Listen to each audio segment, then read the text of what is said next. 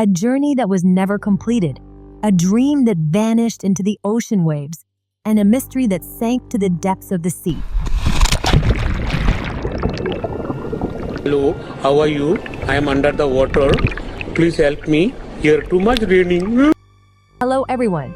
Today, we're diving into the tale of the RMS Titanic, once the world's largest and most luxurious ship, but tragically cut short by a disaster that sent shockwaves around the globe. The RMS Titanic remains an unsolved enigma to this day.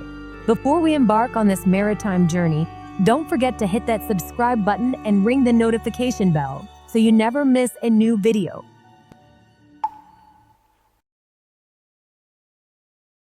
The Titanic, the massive and super fancy ship, was built by the White Star Line, designed by Harland and Wolff, and people were so sure it couldn't sink.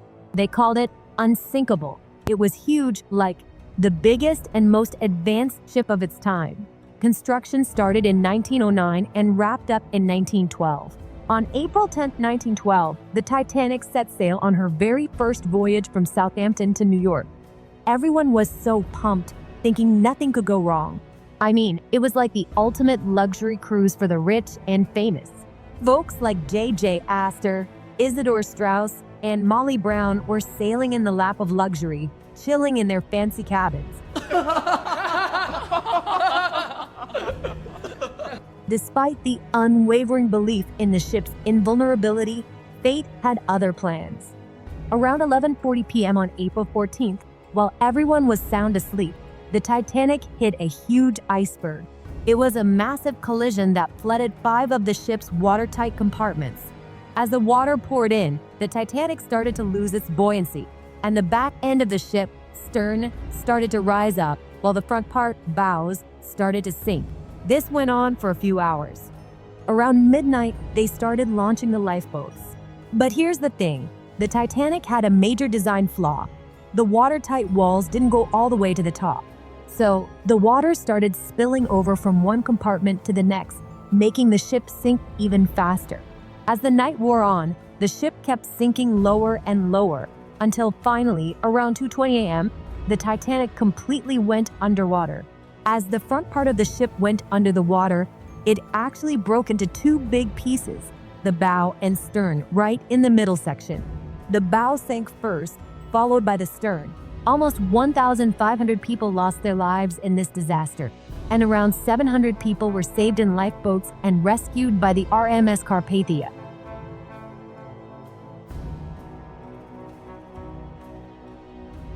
Can you imagine the horror? There were only 20 lifeboats on a ship carrying over 2,200 people. Picture the chaos, the panic as so many people scrambled for safety, only to find there weren't nearly enough lifeboats to go around. It's okay if I don't want that impossible or big and whopper any whopper my way.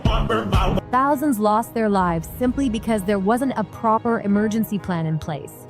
After the Titanic sank, there were countless attempts to find the wreckage, but it wasn't an easy task. Finally, in 1985, Dr. Robert Ballard and his team managed to locate the Titanic at the bottom of the North Atlantic Ocean. This discovery is considered to be a highly significant event. Ballard and his team employed advanced technology, including a remotely operated vehicle, ROV, named Argo. On September 1, 1985, Argo captured images of the Titanic's remains on the ocean floor, approximately 370 miles from Newfoundland. The wreckage still rests at this location, and people now embark on underwater expeditions to witness it firsthand.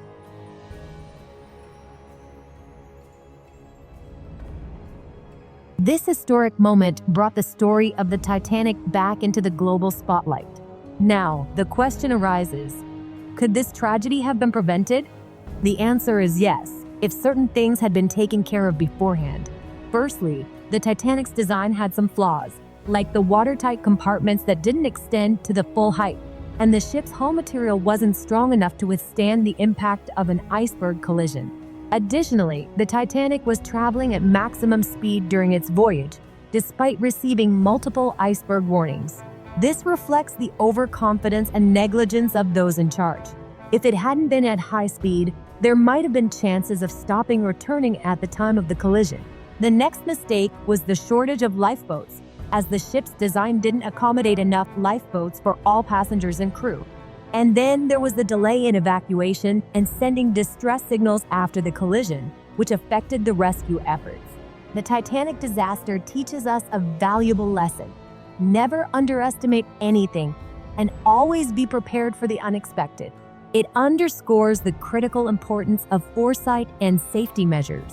Sadly, despite this tragic event, accidents during travel continue to occur worldwide. It calls me, and no one knows where it goes. So guys, that was the story of the Titanic, a tale that continues to intrigue us even today. If you enjoyed this video, please like, comment, and subscribe. Don't forget to share it with your friends. Also, join us in our next video as we delve into another captivating mystery. Stay tuned. Thank you.